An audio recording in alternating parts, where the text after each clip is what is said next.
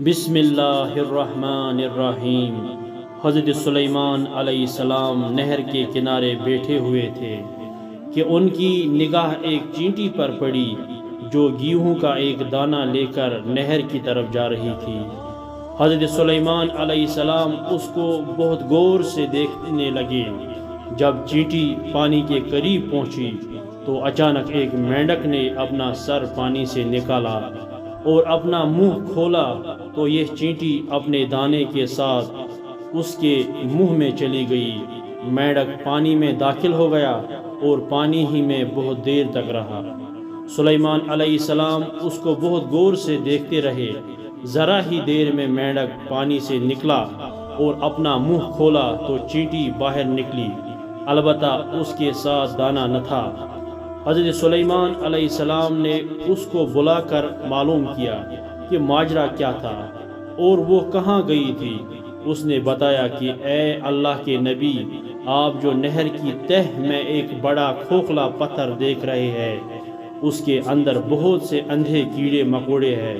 اللہ تعالیٰ نے ان کو وہاں پر پیدا کیا ہے، وہ وہاں سے روزی تلاش کرنے کے لیے نہیں نکل سکتے۔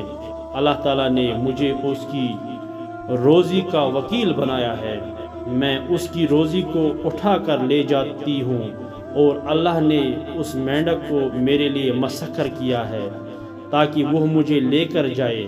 اس کے منہ میں ہونے کی وجہ سے پانی مجھے نقصان نہیں پہنچاتا۔ وہ اپنا منہ بند پتھر کے سوراخ کے سامنے کھول دیتا ہے، میں اس میں داخل ہو جاتی ہوں۔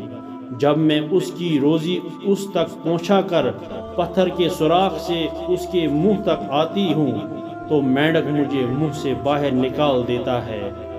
حضرت سلیمان علیہ السلام نے کہا، کیا تو نے ان کیڑوں کی کسی تسبیح کو سنا؟ چینٹی نے بتایا، ہاں، وہ سب کہتے ہیں، اے وہ ذات جو مجھے اس گہرے پانی کے اندر بھی نہیں بھولتا۔ قصص الانبیاء۔ اللہ تعالی ہمیں اس بات پر عمل کرنے کی توفیق عطا فرمائے، آمین یا رب العالمین۔ اور اگر آپ کو ہماری یہ بات پسند آئی تو ہماری اس یوٹیوب چینل کو سبسکرائب کر دے، لائک کر دے اور اس ویڈیو کو شیئر کر دے۔